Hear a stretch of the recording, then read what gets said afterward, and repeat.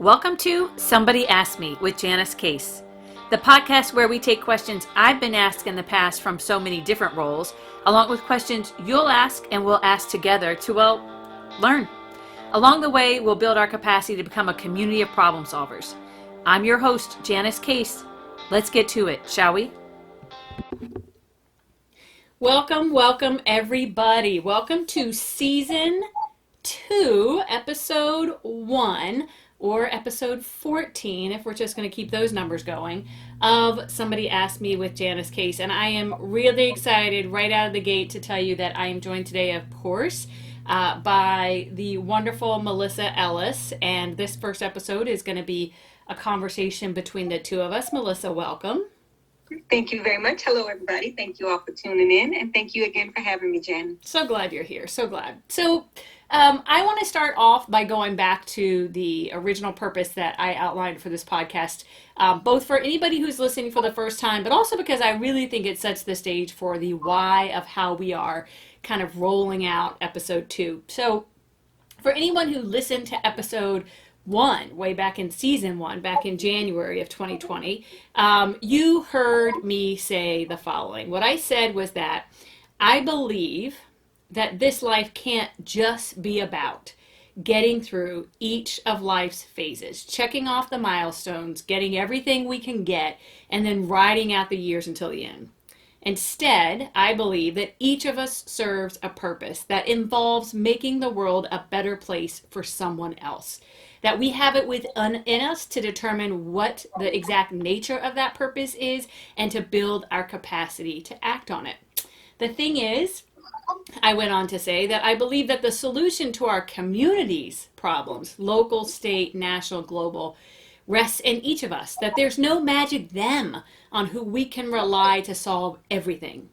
Instead, it's incumbent on each of us to continually make ourselves better so that we can, in turn, be better resources to our family, our friends, our communities, the world. The truth is that this doesn't happen naturally or by accident, that it happens with deliberate action and purpose. So that is what I stated as the background and the foundation of my starting this podcast. Now, flash forward 6 months. And here we are kicking off season 2, and I did a live video this morning today, and we're recording today for an episode that's going to air on July 9th. Melissa, to kind of introduce to everybody that, there was a delay in the start of season 2 because for both of us, the moment that George Floyd was murdered, well, let me speak for myself. For me, that was an awakening. Not to, oh, wow, this is something new happening in our world, but more of, much like lots of people in our communities, realizing that enough is enough, that it's way past enough, that moment in time for all of us was a moment to say, we can't pretend that this world is okay in its current state, and we can't pretend that this is occasional, that this is something that happens every day in our Black communities, and that we have to do better. So because of that, everything we had laid out for season 2, we kind of scrapped and said, even though we had a few things already recorded, and we said, you know what, we have to, if we're going to be true to that purpose, then we have to speak here, and we have to speak now. We have to use this platform for that purpose. So episode 1 is going to be about using your voice. That this is a time for us as regular people, right? You and I, to talk to other regular people about using our voices. And there's a lot out there right now, right? There's a lot of really great things. There's a lot of noise, a lot of resources. And it's our hope that in the midst of all of that, that the people that we can influence will listen to this and will be influenced. So that's kind of where we're starting, right, Melissa? So what would you add to that? Absolutely. I think that you summed it up beautifully. I think the importance of using our voice goes back to what you said, in that, one person absolutely can make a difference. Yeah. And we're going to talk about how that can be done and why it's important to do so. But I think starting off with that message, because I think that's one of the reasons that a lot of us either don't use our voices or, don't really know what to say, how to say, all of that stuff, is because they don't really believe it's going to make a difference with so much in the air right now, with everything that's going on. Like you even said in the beginning, where do I fit in? What do I do? So hopefully by the end of this podcast and the future ones that we're going to have, we'll be able to help people, and like you said, not that we're experts, but hopefully we'll be able to help some people navigate their way through some of that confusion. Yeah, and what I would say, what I would add to that, I love that you said that we're not experts, because we're not in the sense of what we traditionally think about the experts, and that kind of that concept in and of itself. But from an education standpoint, interestingly enough, I've learned so much about this idea of experts versus novices through my own research for that purpose in the last few years. And one of the things I've come to know and understand is that is an expert is really just somebody who has taken the time to develop deep knowledge on a subject. Right? You're not born an expert in something. It's that you've devoted the time to learn. And I think a lot of people right now are devoting the time to learn. And, I'll say, here's what we are. We're experts in real life, right? We're experts in figuring this all out as real people, just kind of living our lives day to day. And so a couple of quick clarifications. And Melissa and I, as we talked through the planning for this episode, we thought these were important. That when we speak collectively about a group of people throughout our conversations across time, that it's because there's a majority among them, right? So what we mean is that, like, if we refer to white people, or if we refer to a specific gender, or if we refer to a group of people in a certain profession, like cops, right? That, no, of course, we know that not every single person is the exact same in any of those groups, right? But that there is a majority that drives in some of those groups. And so when we speak about collectives, know that right up front we offer that disclaimer that no, of course, it doesn't mean every single person.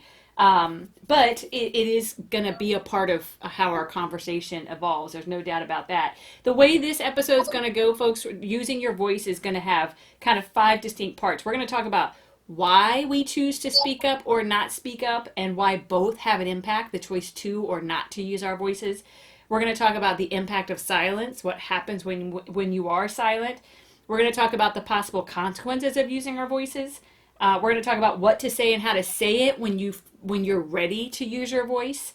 And then we're going to wrap up by talking about the rewards of speaking up, the rewards of using our voices. So we're going to go ahead and jump right in then about why we choose to speak or not, and why both have an impact. And Melissa, in our conversation, we almost said it simultaneously, right? That out of the gate, the very first reason we know many people choose not to speak up is fear, right? So do you want to talk a little bit about the role that fear plays? Absolutely. I think that we don't always recognize something as fear.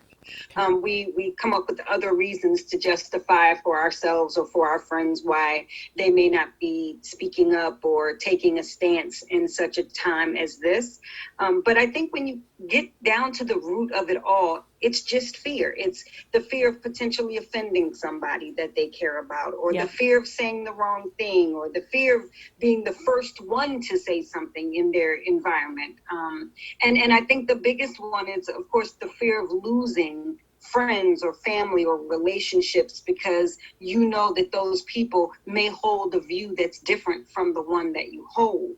At the end of the day, though, when you get down to it, it's all about the fear of those things happening. You don't know if those things will happen if you don't say anything. So we're living in that fear of what could happen.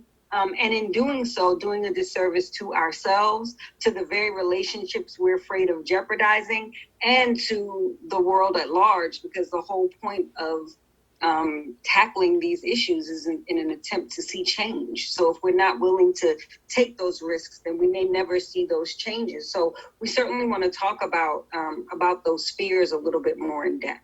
Yeah, agreed. And I think that you did a great job covering all the different potential fears, and certainly, absolutely at the root of all of them, I think, is relationships, right? How the relationships we care about will be impacted, because you can really love someone, right?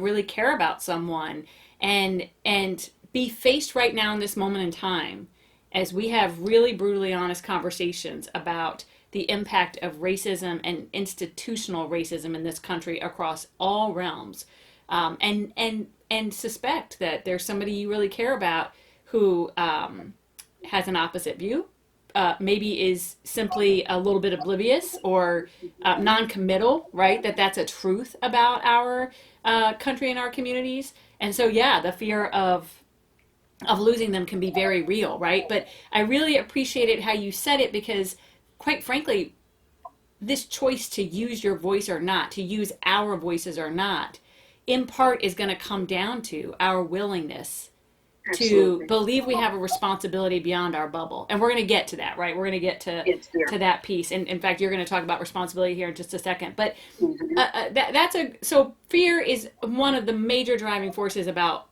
kind of choosing not to use your voice. I want to talk for just a second about then why we choose to use our voice. And for me, as a white woman, that was a very kind of real exercise for me when George Floyd was murdered, because as you know, I'm fairly active on social media, and I typically do a live video, once a week or so about different things, and I froze. I mean, I really froze, and you nailed it as far as why I froze. And I finally did a live video 2 weeks later because what I had to reflect on was, I knew out of the gate I had to speak, because if you're going to use your voice that way on a regular basis, then you can't not use your voice when something this important to all of our futures happens. And not even, again, George Floyd was one of many, but when we have such a response, right, such a global response, you can't not. And so it took me a while to be reflective, and it took me a while because at that point, I wasn't really so much afraid of relationships. It was more of like, no matter what I say, I'm going to offend someone, right? What if I say something that offends you, Melissa, right? As a Black person in my life that I care a lot about, for example, right? What if I say the wrong thing, whatever that is in quote finger? So that was it. But the conclusion I came to as far as why to use my voice was that it was kind of a why not me, right? If not me, then who, right? Like every embracing the idea, again, going back to the purpose of this podcast, that each one of us has a purpose to serve, and toward the ultimate purpose of serving others, and lifting up someone else. And so it kind of really came down to, how can I not, right? And I felt a deep responsibility to that, which leads us to that idea of responsibility, a reason to use your voice. If you're sitting out there listening and you've not used your voice because you've been paralyzed, right? A reason to is because it's our responsibility. And Melissa, I know you have a lot of wonderful things to say about that. Yeah, as a Black woman, which I'm not sure if everybody knows that. I know, that's why I clarified. Right now, but as a Black woman, and at seeing this happen to my very own community, and I know that there are people out there with blinders on who will want to combat that by saying, "Oh, it doesn't happen to you more than any others." But I implore you to do research. I implore you, because when you do the research with an open mind, it is impossible to ignore the fact that police brutality rears its ugly head against Black people more than any other group of people. That's just a fact. And there are a list of names far too long for me to ever list of victims, people who were not doing anything that any other race has not done, whether it's breaking a law or not, who ended up dead at the hands of police officers with no justice for that person's family, for our community, etc. In fact, it was just another day, and it moved on to another news story. Janice, I heard you, and I've heard a lot of people say that George Floyd was like that point for them. For me, it goes back much further to Trayvon Martin. The 16-year-old boy who was walking from the store. He was visiting his father for the summer in his father's neighborhood. He was walking from the store, and I'm using air quotes here, a community watch person, like watchdog, saw him walking and decided to take his life. And that's what happened. He was never convicted of the crime. I won't say his name. I just refuse to give him the attention that he so desperately wants. But Trayvon Martin's life was taken. He was 16 years old.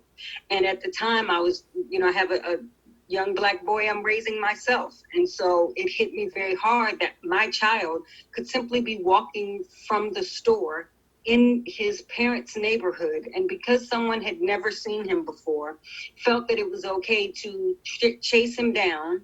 And then when he tried to defend himself against what he thought was an adult that was following him and chasing him, that adult ended up taking his life. And faced no consequences because of it.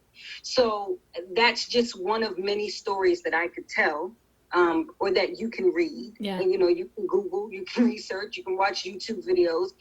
So as a Black woman, seeing that happen, and not just to Black men, but to Black women, such as Sandra Bland, Breonna Taylor, the list could go on and on.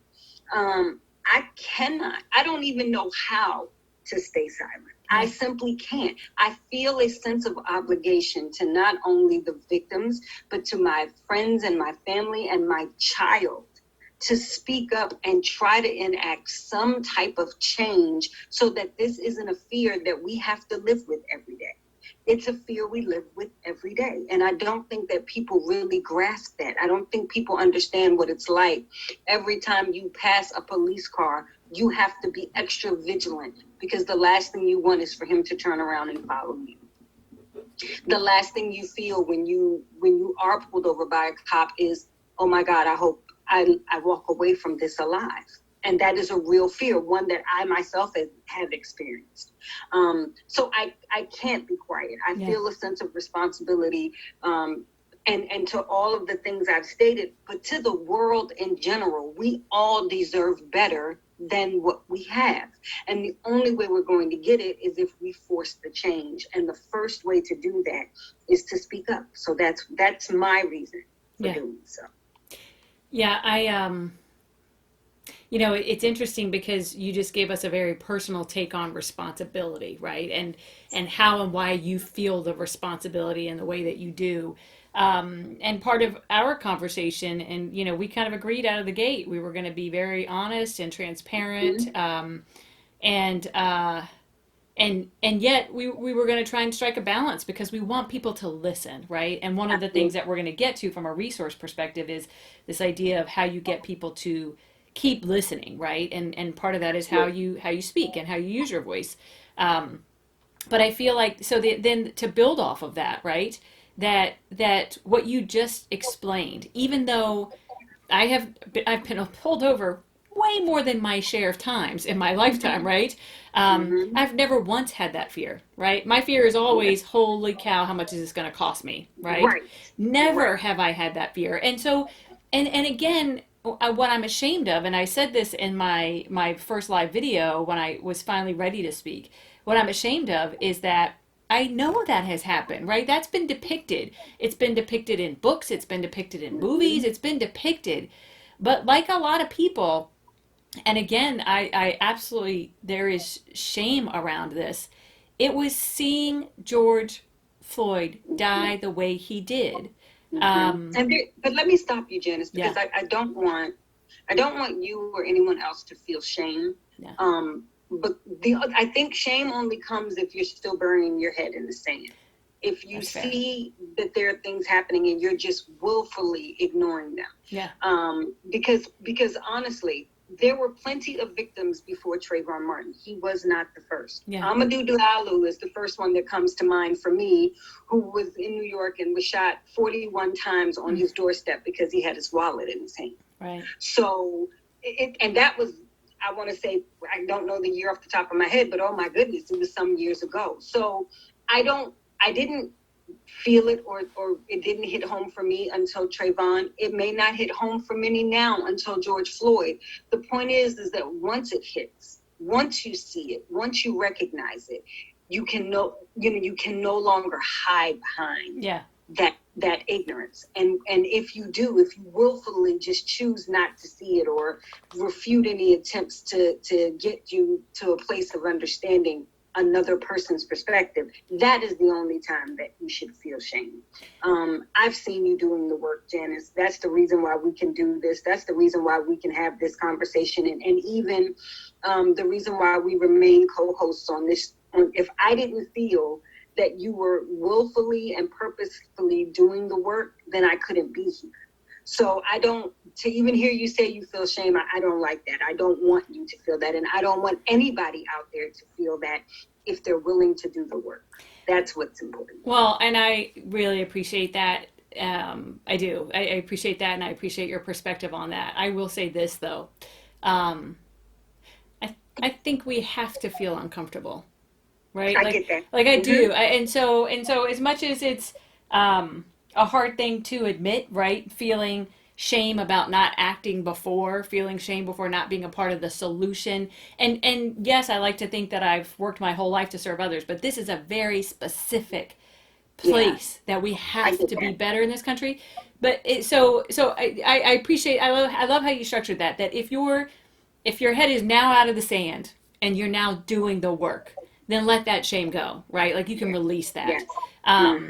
But I do think it has to be with that caveat, because I do think that if up until the point you do take your head out of the sand and you do use your voice, right? And we're going to talk about how you can use your voice in ways. We're not talking about doing live videos like I am, or doing podcasts like we are, or standing on the mountaintops, right?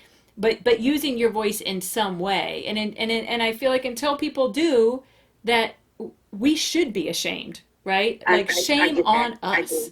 All of us. I don't care who you are, or where you come from, or what have you. So that was a big piece of it, responsibility, right? In this first part of the conversation about why to use your voice, or why people or fear or stray away from using their voices or steer away from it. Responsibility is a reason why to. And then you touched on this already, but we'll wrap up this part on the why versus the why not of using your voice with coming back to change, right? This idea that what we can agree on right now, I think, regardless of where you fall, right? For the most part, I am praying that it is a majority of people want change. A majority of people recognize that we have created a system of racism in this country, and the criminal justice system is just one part of it, right? And we're going to talk about that later in some other episodes.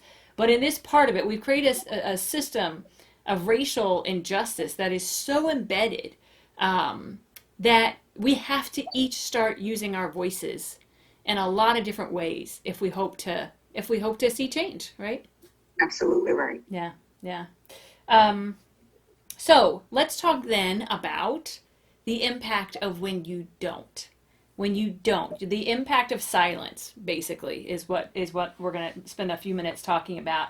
And one of the first things that I told you when we talked about this part, when we were mapping this out, was, as a school teacher and as a school principal, one of my go-to sayings for people when we were talking about building culture and building relationships and what was and wasn't okay in our little micro society in a school, right, was the expression I used was, your silence is your consent.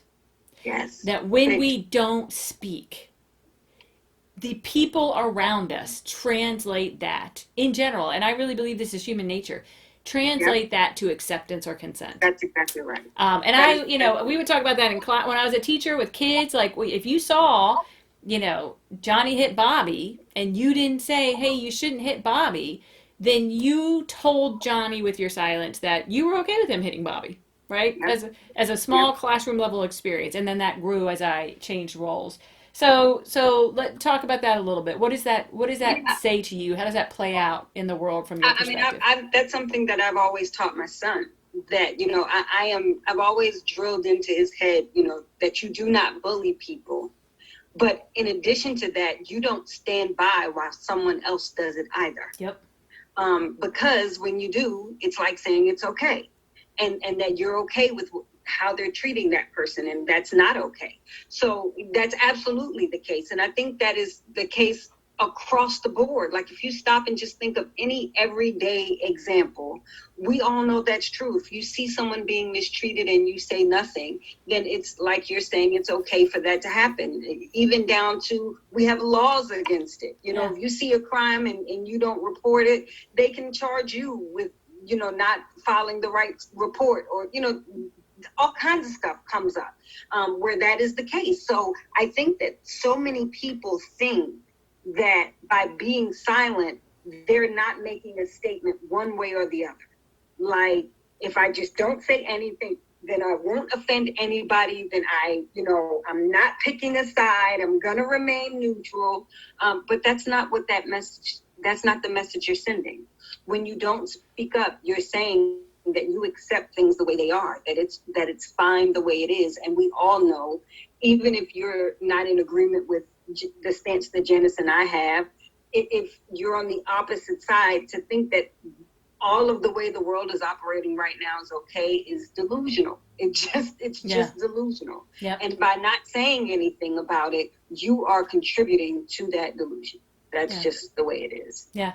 No, that's a really it's a really kind of blunt way to say it, right? I mean, I feel like we have to come to terms with that. And I'm somebody who's been guilty in different situations in the past, especially when it comes to politics, of I'm just gonna keep my mouth shut, and I'm just gonna believe what I believe, and I'm just gonna be neutral. And what I've really come to learn, especially in the last 4 years, is no, the way that we do better is by figuring out how to talk in a way that keeps other people listening, right? Not to get into confrontations, but how do I talk and speak my truth in a way that keeps other people listening, right? Absolutely right. So when we talk about impact of silence, one impact that we're saying is that your silence is your consent, that you need to be real careful about saying nothing, because if you've said nothing up until this point, and you continue to say nothing, then you absolutely are feeding some people the idea that you completely agree with the way things are right now, and nothing needs to be different. I'm so sorry to cut you off. No, go. You may be spreading that message to someone that you care about. Yep. That you don't even realize is waiting for you to say something.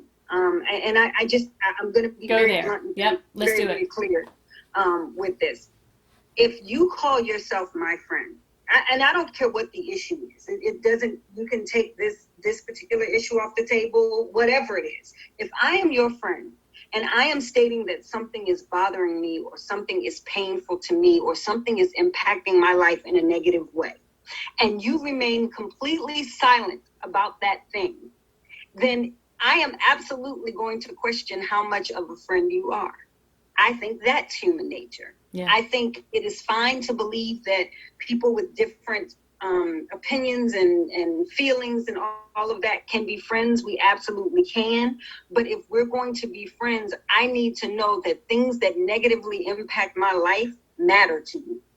Yeah. Because if they don't matter, then where on earth is the friendship in it all?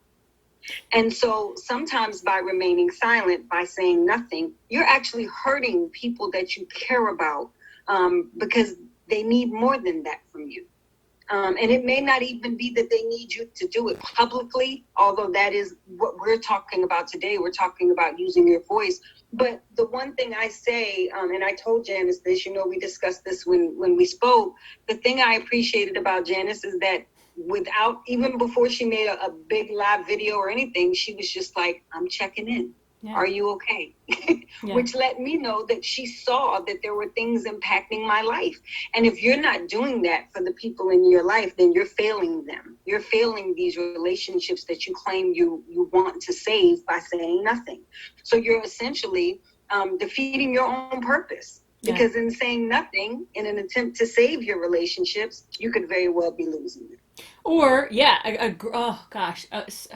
so much agreement. Or you could be maybe saving some relationships with people who don't want you to say anything, but exactly. And they might not be the people who you want to save. Right. And what kind of friendship or relationship is that if you can't be who you are? If you can't speak freely about how you feel. One of the things that we discussed before we even talked about what the show was going to be, and you started saying, I feel like we have to do something. And I said to you, I'm so glad you said that, because I couldn't be a part of this if we weren't going to address these issues, because these are things that matter to me. Yep. So if I had just gone along with the flow and we just moved on and kept talking about other things while my spirit sat unsettled, or my feelings were hurt, or whatever the case may be, then what kind of friendship would we have? What kind of working relationship would we have? Like, it's not genuine. And I think far too many of us settle for relationships that are fragile, they can't withstand a disagreement. And if it can't withstand the disagreement to the point that you won't even spark the disagreement, then that's a relationship I would recommend people, reevaluate. Yeah.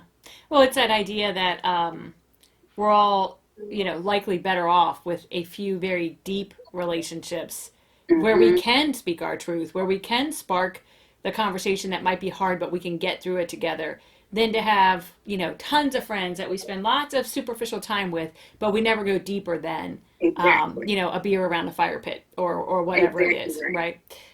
So thank you for sharing that piece about how lack of silence, impact of silence, in part is about how what you're not saying impacts the people you care about. And I appreciate, Melissa, that you broadened it and said, whether it's this issue or another, I'm going to be the one who drives us back and say, today, right now, moving forward, probably for several episodes, yes, regardless of the issue, this is a general kind of line of thinking. But right now, we're talking about if you are anti-racist in this country right now, then you have to understand that if you're not saying that out loud in whatever forums, then you are hurting people who care about racism in this country. The only reason I wanted to take it out and broaden it a little bit is because sometimes that will help people relate to what it is I'm saying. We are absolutely, and if anybody's unclear about my stance, we are absolutely talking about anti-racism. That is the stance we've taken. Janice and I have both agreed that we are in support of the Black Lives Matter. I don't want to say the movement, it's not necessarily that specific organization or this particular act, but in general, we are in support of that. And I have no problem saying that.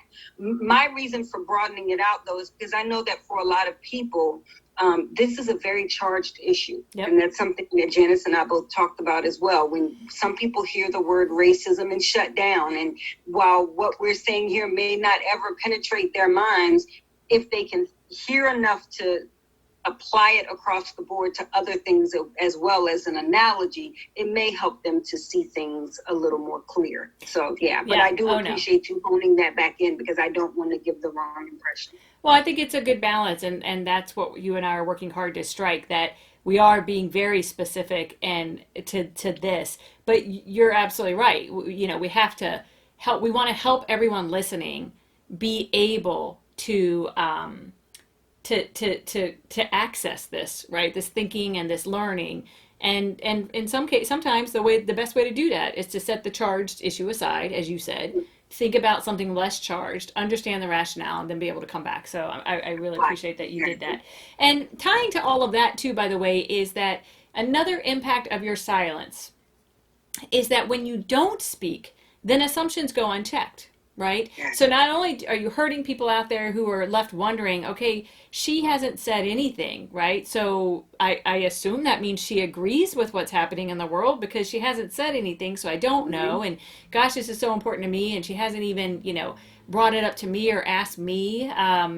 But you also kind of prolong this idea that assumptions go unchecked, because part of me kind of launching my first live video, and I've done a couple of since, is because I want people to check my assumptions. I want people to say, Janice, I understood that you said that, but have you thought about this? And gosh, if you go here and look at this resource, you might understand this better. Like, I know I have so much to learn about how I contribute to this. And so knowing that by keeping silent, you're also ensuring that your own assumptions go unchecked, because you're not opening it up for the possibility for people to help you, right?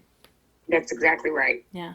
Yeah. And not to mention, you're also sending the message on the flip side of that. If it's not something you agree with, then you've got all of these people on the wrong side of history, Yeah. thinking you're one of them. Yeah. And it's not necessarily about what they think, but it's the fact that oftentimes that's what keeps that kind of hatred going. Yeah. Is thinking that they're not alone. When we call them out, when we call it what it is, when we say racism to their faces, then there's no denying that you're not the majority here. This is not what that's not what I believe. I don't agree with that. And if you're silent, you don't do that. You allow them to think that you're with them. Yeah. Yeah, that's it. So I think what we're really being clear about is that when you're silent, right, you are ensuring that one way or another you're going to be misunderstood. And the only You're way, allowing someone else to tell your story. yes, thank you. That if you don't use your voice, somebody else will tell your story, right? Based on your silence, somebody else will tell it. So it's the kind of the adage of like, in this case, turning a particular quote I have about leadership around in my head, using this as an example, it would be, somebody's going to tell your story. If you're lucky, it'll be you, right? Mm-hmm. But it's only going to be you if you speak up. That's right. So let's and kind of the last piece of that impact of silence is, of course, the kind of flip side of the coin of what we talked about with respect to the why of using your voice. And we said if you don't use your voice, right, we won't get the change. So that's kind of the last big piece of the impact of silence, right? That the change isn't possible if we are not all using our voices in some way, shape, or form, right? So exactly. So if if you believe change is necessary, then you've got to be a part of it. And it goes back to, again, the purpose I said in the beginning. There's no magic them. If there was, we would have done better a long time ago. There's no magic them, right? It's us. So let's talk then about, and this is a hard part, because for those folks out there who are listening who are going, darn it, why are you talking to me? Right? Like, I've been struggling. I know I need to say, I haven't said anything. Now I feel like it's weeks and weeks later. And yes, all these other stories are coming up, but I haven't said anything yet. So can I even say anything without seeming like I'm just jumping on a bandwagon as gosh, ridiculous as that sounds, I guess. But, and so we're going to talk about possible consequences now of using your voice. And we're doing that because we want to acknowledge probably what you've been thinking, what maybe has been standing in the way of folks listening or using their voices. Because then we're going to get to the rewards and how to minimize that, how to mitigate that, if you will. And the very first reason out of the gate is that, and I'm gonna talk about friends piece, and Melissa's gonna talk about the family piece. Is that you could lose people, and in my case, the example I'm gonna offer is friends, right? And it kind of ties into what we were just talking about. That if you have friendships that are superficial, and you introduce this conversation about the systemic racism happening in this country, and the result of it on the black people in this country, and what are we going to do about it? If your relationships are superficial, you stand the risk of losing friends, and even your deeper relationships, right? If you've never dug into this conversation before with someone, and you really don't know where they stand, right? They're a good person, they do good things, but you don't really know. And God, we're seeing so many examples of that right now with the more insidious kind of underbelly, if you will, of white supremacy in this country that's rearing its head, that used to hide and doesn't hide anymore, right? Doesn't feel like it needs to hide anymore. And so for me, I have absolutely thought about that. And what's interesting is that because of COVID, we're spending less time with our friends. Maybe we're seeing them virtually, but we're not as connected maybe as we were even 3 months ago. But in my head, I have this real running of, okay, the next time I see so-and-so, right? Like, how I would not usually bring up racism in this country, but I can't not, right? Like, I need to talk about how they're doing, what they're thinking, etc. But I know that a risk of that is that I could lose people, right? That there are going to be people who don't want to talk about it because they want to keep their heads buried in the sand. They want to just go on with their day to day and do what they do, and hope this is all going to go away in a few months, or really care about what's happening to Black people, but but not really want to be the one who stirs the pot, so to speak. So Mhm. yeah, That's a good point. one possible consequence is you're going to lose friends. And Melissa, I know you wanted to talk a little bit about family too. Yeah, I think even worse than friends for a lot of people is the fear of losing family Yep. members. We all know people who still have racist family members. It may be difficult to check them, but it's absolutely going back to that original why you use your voice. It's your responsibility to do so. Yeah. It's difficult though to think of. We're all so in one way or another tied to our family. It's difficult for most people to sever those connections or to even deal with them less or just not be able to see them. But the truth of the matter is that that's where hatred starts, is within our homes and within our families as that gets taught to the children, and it moves from generation to generation. And if you have members in your family who are blatantly racist or who aren't getting it, even if they're not blatantly racist, if they're just not getting it, if they're just, they're still wrapped up in the media spin of everything, instead of actually hearing what the issue is. And just to not to veer off track too much, but to give an example of that was when Kaepernick was kneeling, everybody immediately started saying, oh, he's unpatriotic. That's disrespecting the flag. And it had nothing to do with that. Yep. Like, it had absolutely nothing to do with the flag. But because that's the side of it that the media jumped on and perpetuated, that's what so many people even now still choose to believe. So if you're not checking those opinions at your dinner table, with Thanksgiving dinner, regular dinner, just a family gathering, you're doing a disservice to yourself because you're not speaking your truth. You're doing a disservice to all of us who are out here trying very hard to enact change. And you're absolutely doing a disservice to that family member by allowing them to remain in their ignorance without at least the effort. But trust and believe, we know that you're not going to change every person. That's just not something that you'll have the ability to do. But if you don't at least make the attempt, then you're letting yourself and the rest of us down by allowing those things to go unchecked, which we've discussed as well. Yeah. Yeah. And you were talking about it in terms of, bringing it up maybe for the first time ever, right? And having conversations. But or even just disagreeing out loud. yes, Like, how many times have yes, we heard a family member say something that we don't agree with, but we just don't say anything because we don't want to cause any problems. I'm only going to be here for dinner, and then I'm going home, and I don't yep. have to deal with this ignorance anymore. Right, that's just him. We all know he's like that, etc. Yeah. Well, that's exactly where I was going with that. That it's not just about Exactly. introducing the big conversation. It's also about finally using your voice to confront it when it rears its head right obviously in front of you, right, in all the ways that it does, right. So I think, and we're going to talk here in a bit about what to say and how to say it. So we're going to get to how you can do this right in ways that will not, won't necessarily result in you losing people. But we just wanted to be really upfront and acknowledge, tied to that fear that people have. Part of it is that they'll lose people. Another piece too is, so I work in an organization, a not-for-profit organization, and that I just love dearly. And I was really happy to see the organization very quickly, like a lot of organizations have done, come out with a statement. And behind our statement is a lot of conversation about, even in this kind of relatively small little organization, we have to actually investigate, right? What are we doing that perhaps is kind of perseverating the problem or contributing to the problem that we don't even realize? Like, what are we doing? And more importantly, how will we take responsibility for our role in helping to fix this on a larger level? That we have to take responsibility for that. We can't just put out a pretty statement and say, look, we're an anti-racist organization, and now let's wait for everything else to be solved.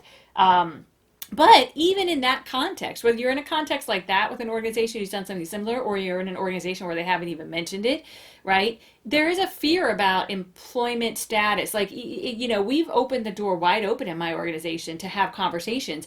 And what's happening now for some of us is we're going to push that, right? Like, you introduce the opportunity to have uncomfortable conversations. So we're gonna run right through that door and introduce them. But that doesn't mean that we're still not a little bit cautious, right? Like, okay, we're saying we want to have these conversations, but what's going to happen when we really have these conversations? Mm-hmm. And again, if you're with a company or an organization where you're not even having those conversations, and a whole different conversation for me is the conversation about systemic racism in the world of education. But so another consequence, right, could be as you start to use your voice, whether it's in your personal life, your professional life, is professionally speaking, right? Do you jeopardize anything there, right? Is there something that you have to be concerned about? And also, especially because I know for a lot of us, social media is the way we choose to use our voice. Yep.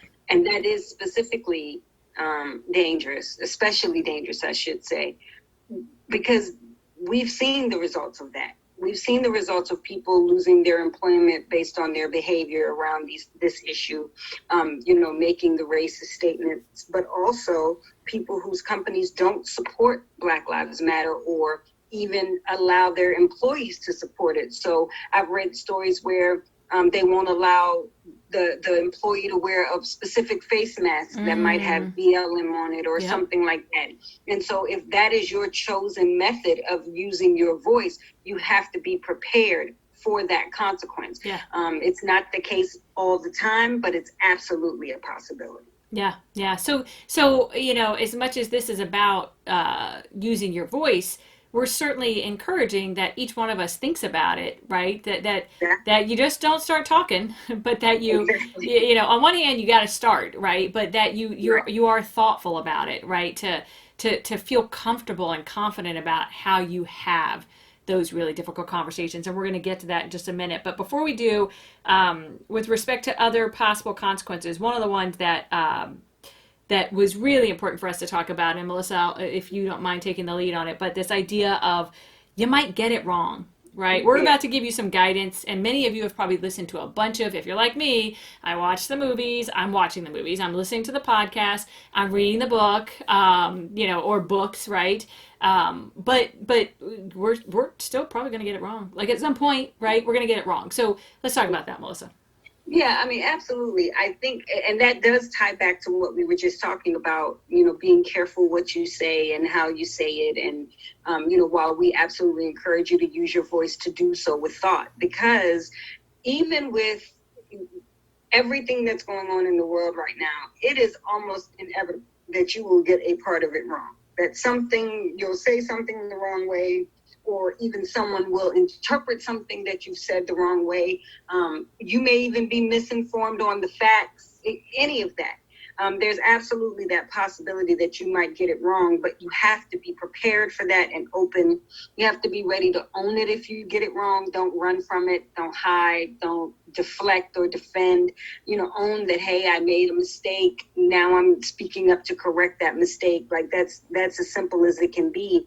But I think one of the main things we all have to realize, and that's on both sides, is that we're all hopefully in a place of learning. We're all seeing this change coming at such a rapid rate that we have to be aware that somebody might get it wrong on that side, whatever our opposite side is. And depending on how wrong it is or what it is they've done, we have to be careful in the way that we respond as well, so as not to shut down all the progress that we're making in having these conversations. Yeah.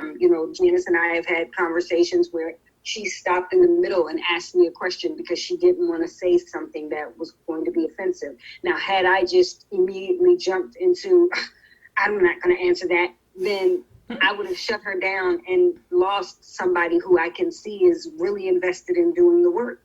So we have to all make sure that, one, we're allowing space for people to mess up. No change comes without some mistakes. So we've got to allow that space for people to mess up. But then we also have to have thick skins on both sides. And I say that not in in defense of bad behavior from the other side. I'm not saying you shouldn't let anything get to you.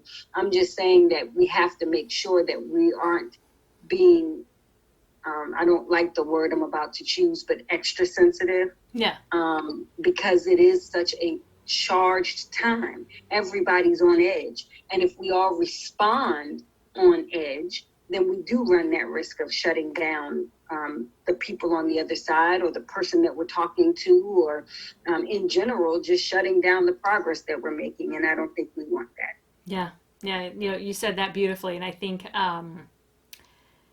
that's such an important piece, right? That if we can't talk to each other, then we're not going to get the change that we're working so hard to get, right? We're just not. So thank you. I appreciate you capturing it that way.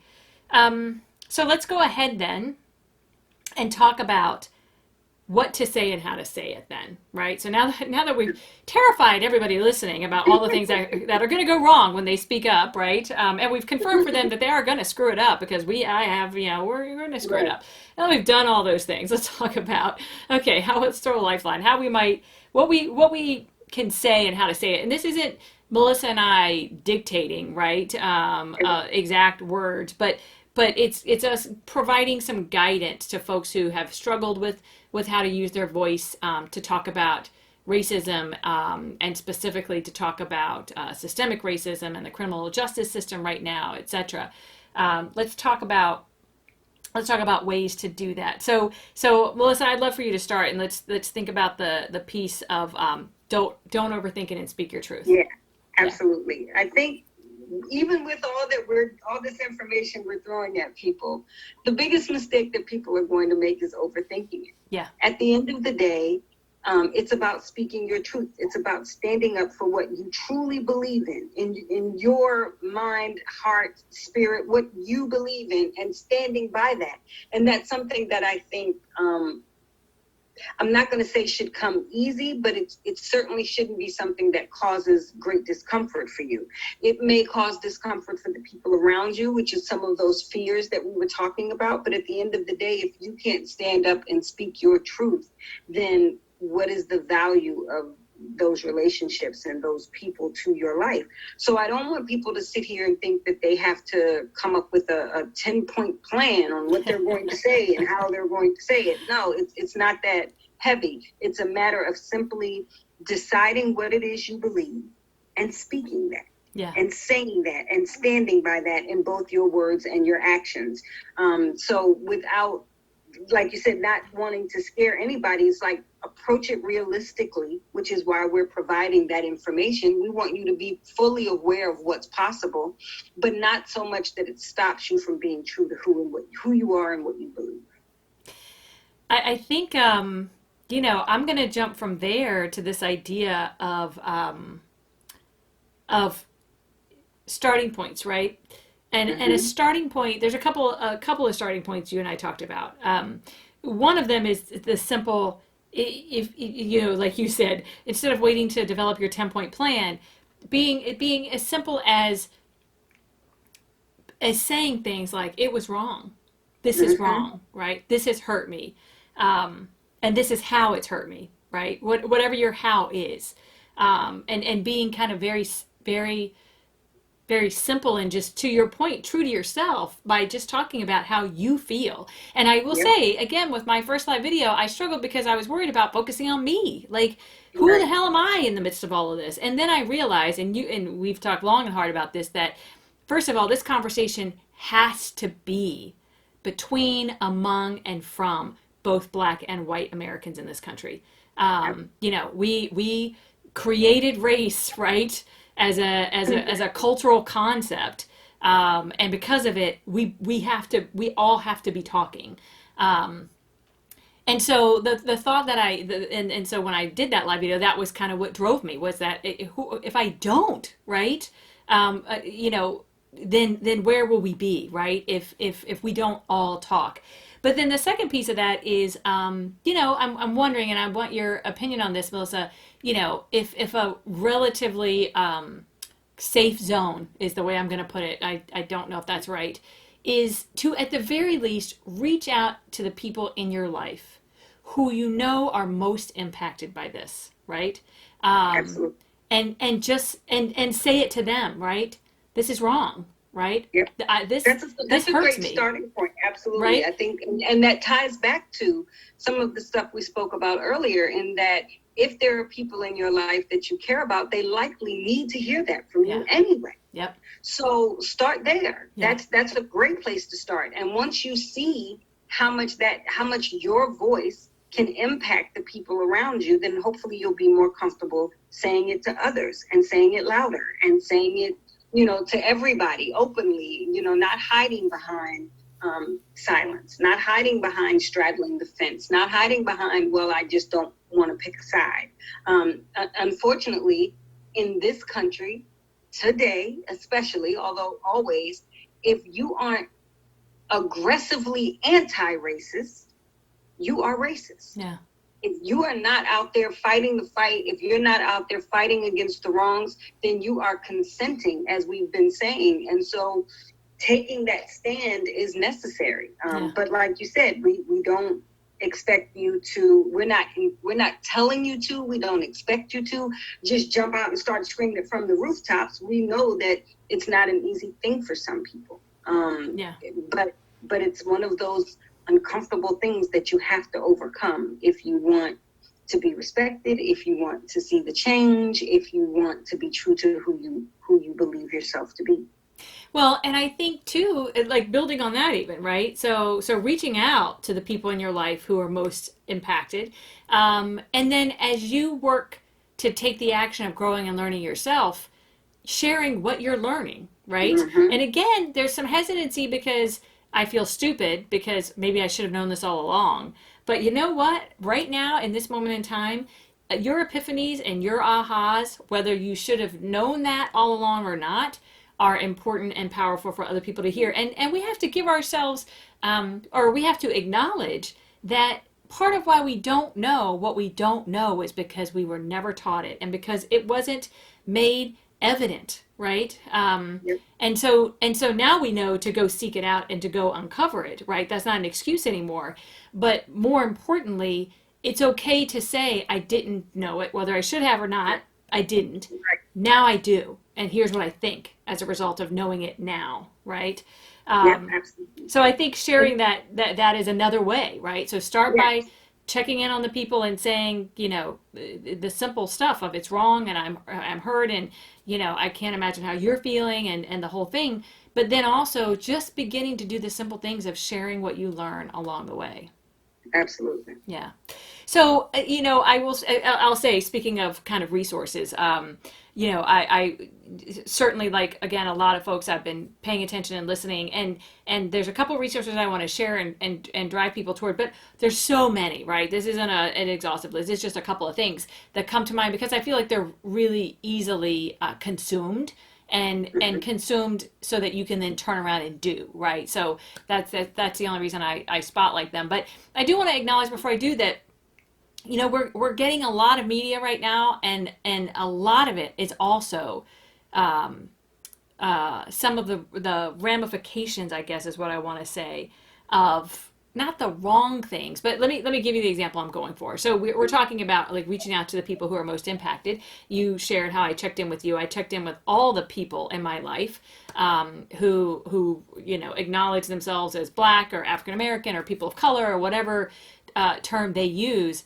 And I did that initial check-in, which was really hard for me because for many of them we had never talked about race, and so how to say it. So I just forced myself to say it, and had some incredible conversations as a result. But also things like I did all those check-ins, and then I read an op-ed or something a few weeks later.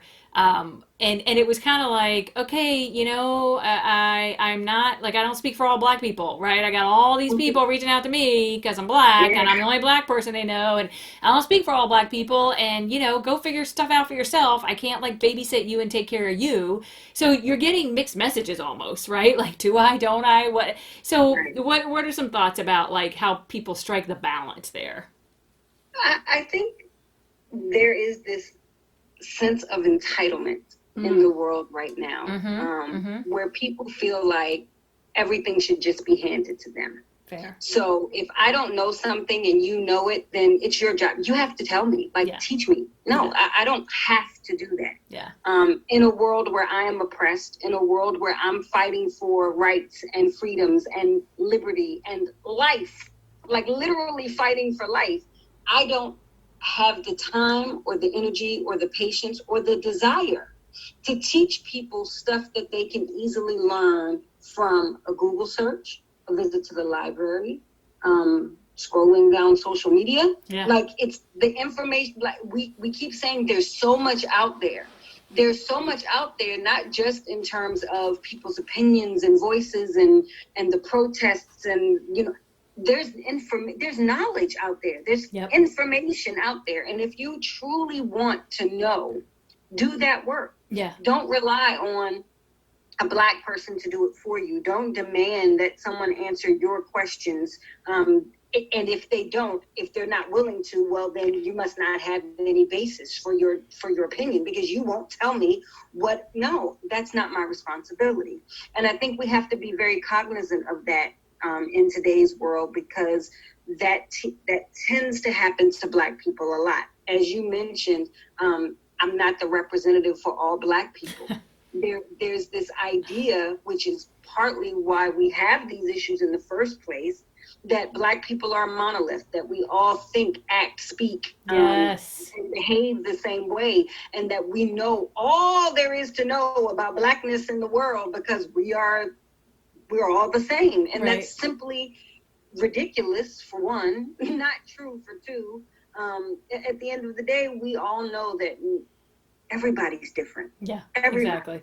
So being Black, my experience is not going to be the same as another Black person's. Shoot, I laugh, and you and I have had conversations about how I grew up in a household with 3 sisters and a brother, and I think we all have different recollections of our childhood. I think we all have different personalities as a result. So if I'm not the same as someone who I grew up with, how on earth can I tell you exactly how someone I've never even met, you know, feels or thinks or what they do? And so this idea that you can come to us for information, while it's great if you have people in your life that you feel comfortable enough to go to and ask, the expectation is what's problematic. Yeah.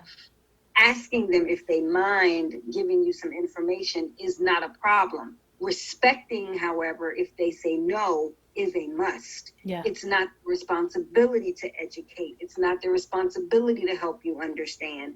And I've had this conversation with other Black people who don't agree with me on that, and who feel like, well, they'll never understand if we don't teach them. I'm of the opposite mindset. We'll never understand if they need me to teach them. Yeah. Because if the information is out there and they're not willing to go get it, then they're not willing to do the work that it's going to take to make a difference. So I think it's important for us to remember that, that everybody's different. So gauge your friends, and I very specifically mean your friends.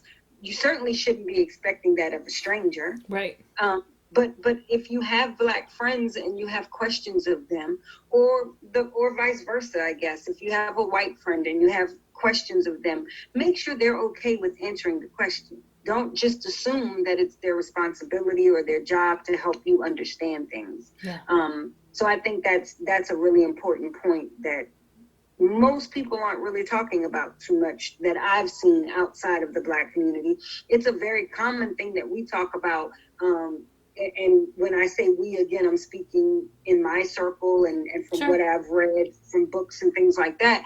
But it's a common thing to be expected to toe that line for others, to be the token Black that can answer all. No, that's not a thing. That just isn't a thing. Right, right. Okay, so seriously, Melissa, for me, something that was really important for us to cover here, because I think that is a common kind of fear right now. People kind of walking the line of what to do, how to do, etc. So thank you for being explicit, and thank you for representing a variety of sides, right? Like, this is where you're positioned, but you have people in your circles who feel differently, etc. The one thing I want to add to this, because you mentioned it when we had our planning session the other day, and I want to make sure we surface it is, you're kind of talking, we're kind of talking in the context where somebody reaches out seeking to understand, right? But we Right. also want to be clear about not expecting that every black person you talk to is going to be okay with you um, demanding the research, right? Well, if Yep. the criminal justice system is so bad, like what percentage of cops actually do blank, or what, Right. like you said, that data is there. Go That's find right. it, look at it for If you yourself, and if you you don't, really want to know, it's there. That's the thing, is that I yeah, don't think people understand that when they start doing stuff like that, it's a clear sign of deflection. yes, It's a clear sign that you're not really there to gain an understanding. You're there to dispute. Because if you really wanted to gain the understanding, I mean, come on, that's a simple Google search. yeah, That doesn't take. I don't have to be. I shouldn't have to spit out those statistics that you are admitting you don't know yourself. that's For it. you to be involved and interested in getting the information. It's a very common thing that happens, especially on social media, Yep, on yep, all sides, where someone will come and, one of the topics, we're not drilling down deep into every issue, but the issue of black on black crime, right, which is foolishness, because crime is just crime. Everybody, you'll see exactly. killings happen most amongst people, between the people you're around. Yeah, And even in this country with desegregation, blacks live mostly amongst blacks and yeah, whites live mostly amongst whites. And so whites are going to kill whites more, just like blacks are going to kill blacks more. But you don't hear white on white crime ever. It's not even a term. It's not something that's even discussed. yep, So when someone comes to me with that argument of, well, what about the blacks who are killing the black? I know instantly that you're not really there to understand. You're right, there to deflect and defend. yeah, And so I'm not going to do that work. I'm not going to get into that discussion with you, because it's deflecting from what it is I'm really trying to do. So on both sides, I want people to recognize that, number one, you're not owed anything from anybody. But on the flip side, I don't owe you anything. So if you come to me with a conversation I don't feel I need to have with you, I'm not going to have it, period. yeah, yeah, absolutely. And But it's okay to say that. yeah, it's okay to say that, and I'll add to that because you were very clear when we talked about this that in part the difference comes down to, can I tell you're trying to do the work? If Mm-hmm. you're trying to do the work, I'm going to help you as much as I can. If Absolutely. it's clear that you're not trying to do the work, then I'm not going to make it easy for you not to do the work. Exactly. And then the last piece I'll add on that piece is, this idea that in my mind, the last thing we should be doing right now is asking black people to defend their positions. The Absolutely. absolute last thing. Absolutely. In my mind, if there's a responsibility in this country on white people right now, it is to be the defenders of the Yeah, black position, right? that's exactly right. So anyway, so again, all of this is under the category of the part about what to say and how to say it. So those are all kind of fuel for thinking. And a couple of the Mm-hmm. resources that I wanted to make sure I drove you to. So I will say this, we started this part of the conversation with start small, start simple, talk about how you Right. feel, talk about how you're worried it's impacting the people you care about, talk to the people you care about, reach out to the people you care about, etc. And as you begin to seek to understand more, right, to be able to use your voice beyond that immediate kind of small space, if you will. If you're like me and a lot of other people, you're trying to seek to understand, seek to know, seek to learn, seek to whatever. And there's a ton of resources. Like you cannot turn on your television right now, right? You click on Netflix. One of the first things you see is a button on Yep. everything they have that has to do with Black Yep. history in this country, right? You click on iTunes, same category. You click on. I mean, it's everywhere, right? So there are a lot of starting points. I'll share a couple of the ones that have to do with this part of our conversation, which is what to say and how to say it, that have been really beneficial to me and my family. Like we sit around with because we have, 5 adult children. So we sit around with the ones who are here and we're having conversations around these. One of them is, and I'm sharing these two, by the way, because I feel like they're easily accessible and or I want to say relatable, but I want to be careful not to say, oh, it's relatable, so it's easy, because there's nothing about this is easy. But one of them that we came across, and it was a colleague friend of mine who directed me to it, was a relatively new YouTube channel that Emmanuel Acho, who was a professional football player, is doing right now, called Uncomfortable Conversations with a Black Man. And what I really love about it is each of the episodes is like 10 minutes long, right? They're not long, but what he's doing is kind of taking what we just said about all the people contacting him and saying, what about this and what about that and what about the other, and he's using a YouTube platform to help people have some of these uncomfortable conversations, help them navigate, specifically help white people navigate how to have some of these conversations. So if you haven't tuned into that yet, I definitely would drive you there, because, for example, one of the first episodes he did was about terms, right? Is it Black? Is it African American? And he shared, right? Like, okay, white people, here's why, and he landed on, Black, and here's why, and he talked about, because not every Black person in this country is from Africa, although, Melissa, like you shared, you embrace an African heritage, so African American is fine with you, but that he basically said, the safe zone is Black. But he's doing that kind of thing, right? He's answering some of those simple questions, but he's getting deeper too, and he's getting, he's bringing guests on to talk about kind of deeper issues, etc. So it's a great starting point for conversations, especially with your family, with the people who surround you, or your friends, or what have you. Another one, and this it goes along with this conversation on what to say and how to say it. And I shared this on a recent Facebook post, but it was a TED Talk that somebody shared with me. And I do appreciate that I have lots of friends and colleagues now who are sending me stuff, because they can see that I'm seeking to understand. And so they're sending me resources. And this one was a gentleman. The TED Talk itself is actually several years old. It's not new. And I'm hesitating because I had it all queued up. There it is. It's a gentleman by the name of Jay Smooth. So if you Google TED Talks and you look up Jay Smooth, you're going to find this. But the title of it is How I Learned to Stop Worrying and Love Discussing Race. And he talks about how he did a video years ago, a TED Talk rather, on how to talk to other people about race, i.e. somebody has said something or done something that you consider racist. How do you engage them in a conversation about it? This video is about how he came to realize really quickly that that wasn't the biggest problem. The biggest problem wasn't on how to talk to somebody else about their racist behavior. It was how to receive someone else telling you about yours. That's actually where people get stuck in the conversations about race, being on the receiving end, so to speak. So I encourage folks to go to that, because it's going to help you. It's going to help you figure out how to use your voice, right? But it's also going to help you understand how to think about. We're not the thing that he says. That's why it's important for us to keep learning. Is he says that racism isn't something that you work on and then you're better, right? You don't wake up one morning non-racist anymore, right? That because it's in this country, it is so embedded in our culture, in our context, in our history, in every facet of our world, that he gives the analogy of tackling racism like you tackle being clean. That you don't wake up one morning, take a shower, and announce to the world, I'm clean now, and never have to think about being clean again, right?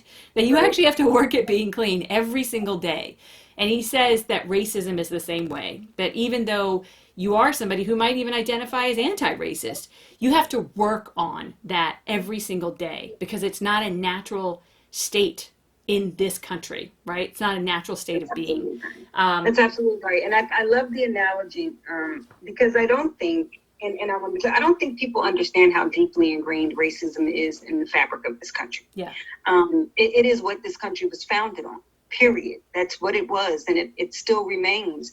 And so if you hear racism and you immediately feel offended or something like that, then you're taking it far more personal than it need be, because at some point everybody has been indoctrinated with this message that whites are a superior race, or that they are more entitled to certain things in this country. Like, we've all gotten those messages, whether we're Black or white. Yep. So if we're not willing to own that and tackle that, like he said, every single day, then we'll never overcome it. And the other thing that stuck out to me when you said that was, it goes back to what we said about you will get it wrong. And if you're not open to hearing how you got it wrong, if you're not willing to own that you got it wrong and then fix what you got wrong, then you're already starting off way behind the starting point. Like, we need you We need you ready to say, oh, okay, I messed that up, but all right, I'm sorry. Let me do this to correct my course. Yep. If you shut down the first time you make a mistake, and we will make mistakes.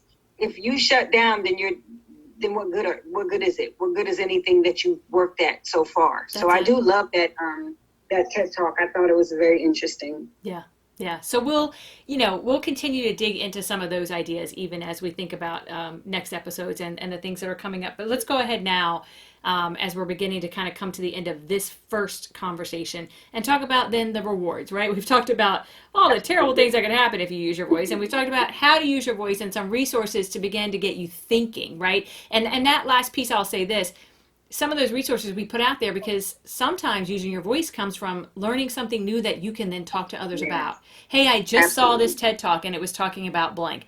That's a way of using your voice, right? Absolutely. So let's talk about the rewards of speaking up. And I know let's talk about, Melissa, how you make the people in your life that you care about feel by using your voice. I've been honing in on that a lot, I know, and it may even seem a bit like beating a dead horse, but I think it's a very important message that if you have friends who are impacted by this movement, and you speak up and you reach out to them and you let them know that, look, I'm here, I hear you, I too believe it was wrong, I too believe we need to do better in this country.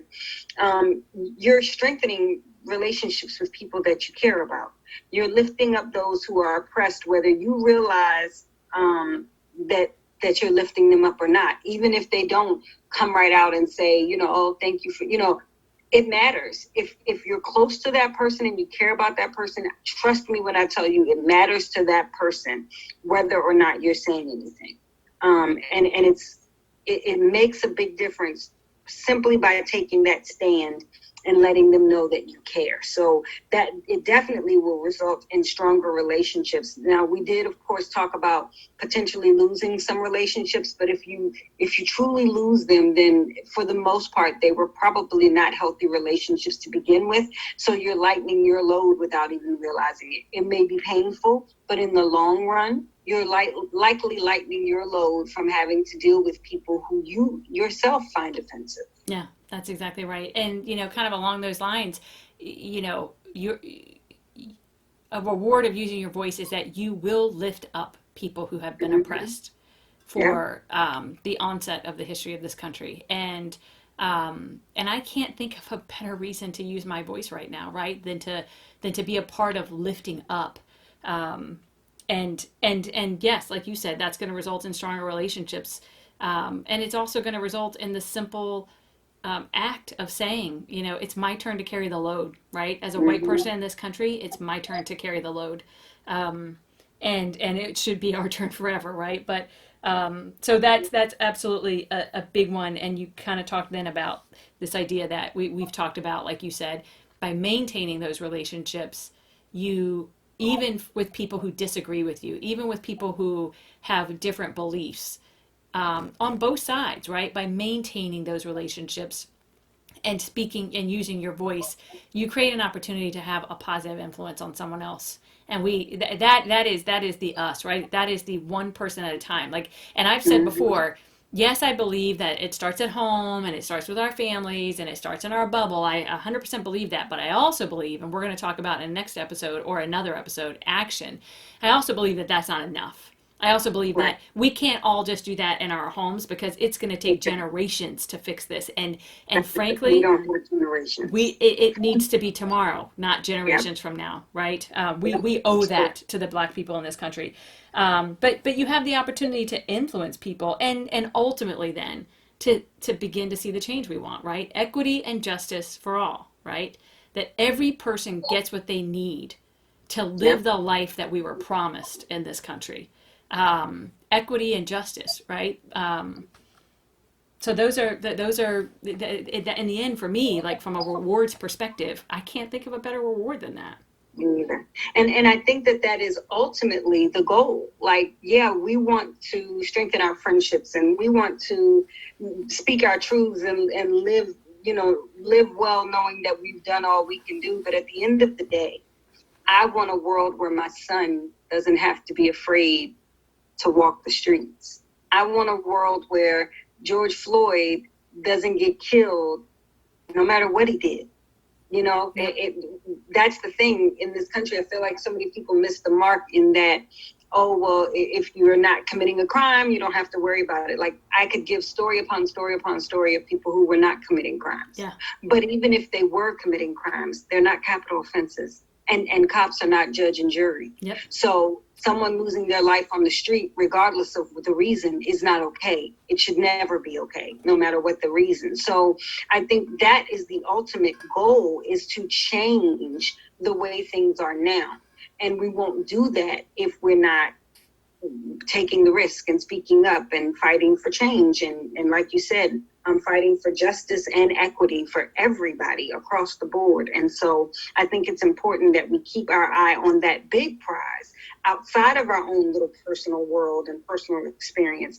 If you want that to change the world, which is what we say we want, we've got to be willing to step outside of that bubble. And I know we're going to be talking about that coming up soon as well on another episode. That's it. So that's where we wanted to start, folks, right? Using your voice, because it is something we each have the power to do every single day. And so we wanted to start there because we want everyone to feel empowered to contribute to the solution, right? To contribute to the change. And the best kind of guidance we can give on that is to just start, right? Just start. We're going to continue having a series of conversations, and we'll pick up with this next week. Exactly how we're going to pick up with it is still to be determined. We have a couple of interviews this week, and we know that the sequence is going to reveal itself. But I want to share this, and we talked about this the other day, Melissa. I'm a big believer that when you're open to opportunity, it presents itself. And I'm also a big believer that that things happen for a reason. And so 30 years ago, we graduated high school together. Yes. And like with most people that I graduated high school, went our separate ways. When Facebook came around, we connected on Facebook to, like people do. And so however many years ago that was, 7 or 8 years ago. And 6 months ago, I started a podcast. And one of the people that I knew I wanted to talk to, even though I hadn't heard your voice in 30 years, was, which makes me feel really old, but was you, because I'd been watching your journey. And there were so many powerful things that you were bringing to the world. And so I reached out and said, hey, will you talk about your health and wellness journey? Will you share that with others? And you, of course, graciously said yes. That was about 5 months ago. Mm-hmm. And then not even a week later, 2 weeks later, you joined me on the podcast because we connected immediately. Yep. And just knew that this was special. And then, not even 2 months ago, George Floyd was murdered.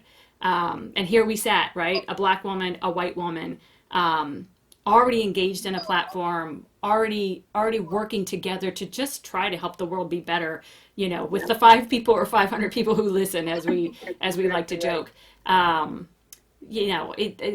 really too believe we are here together in this moment on purpose. And so I just can't even express how grateful I am for that and for you. Thank you. I feel the same way, and I'm grateful that you saw something in me that made me suitable for to join your podcast and to join you on this journey. I had no idea when we started out that we would end up where we are, but I wouldn't change a thing. This conversation is proof positive that this was meant to be. Yeah. This was meant to be. It was. Yeah. Thank you for that. So, folks, that's where we're going. And I said in the very first episode, I'm going to repeat it as we close up here today, and that is this. Take what you will, right? Take what you will. Leave behind what doesn't make sense to you. And as we leave this first episode of Somebody Asked Me with Janice Case, I will say we're looking forward to having you tune in for the next episodes. And we would ask that you reach out to us, Melissa or myself, with questions, with things that you'd like us to tackle, real people talking to real people about real everyday stuff, right, with respect to this.